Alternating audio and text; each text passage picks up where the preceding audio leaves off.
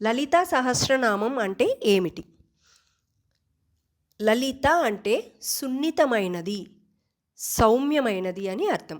అంటే అమ్మ ఎప్పుడు ఎలా ఉంటారంట? చాలా శాంత స్వరూపంగా ఉంటారంట. ఇప్పుడు ఉదాహరణకి ఒక తల్లి తన బిడ్డకి ఏదైనా చెప్పాలి అనుకున్నప్పుడు ఎలా చెప్తుంది? చాలా సాఫ్ట్‌గా, సున్నితంగా చెప్తుంది. ఎందుకు అంటే తన బిడ్డ తన మాట వింటాడు అలా చెప్తే అనే భావనతో అలా చెప్తుంది. అలానే లలితా అమ్మవారు కూడా మనం తెలిసి తెలియక ఎన్నో తప్పులు చేస్తుంటాం. అలా చేసినప్పుడు మనల్ని అంతే సున్నితంగా మందలించగలిగిద్ది కాబట్టి ఆమెని లలిత అంటారనమాట.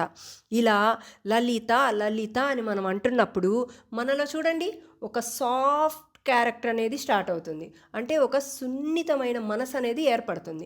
అలా సున్నితమైన మనసు ఏర్పడినప్పుడు మనకి కోపం, ద్వేషం, అసూయ, ఈగో ఇలాంటివన్నీ కూడా మన మనసు నుంచి మనకి దూరం అయిపోతాయి.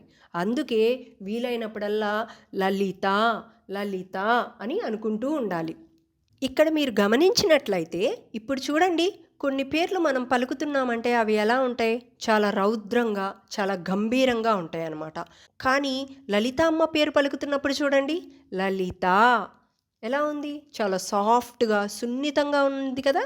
అలానే అమ్మవారి స్వభావం కూడా శాంత స్వరూపిణిగా ఉంటారనమాట. ప్రతి తల్లిలోనూ కూడా ఒక శాంత స్వరూపిణి దాగి ఉందన్నమాట. ఆవిడే లలిత. ప్రతి మనిషిలో ఆ అమ్మవారి ప్రతిబింబం ఒకటి ఉంటుంది. అదే శాంత స్వరూపం.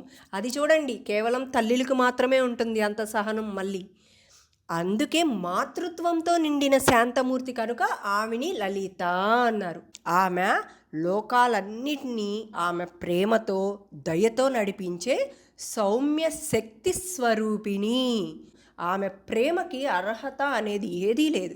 ఎవరైనా ఆమె దగ్గరికి వెళ్ళొచ్చు, ఎవరైనా వాళ్ళ కష్టాలు ఆమెకు చెప్పుకోవచ్చు.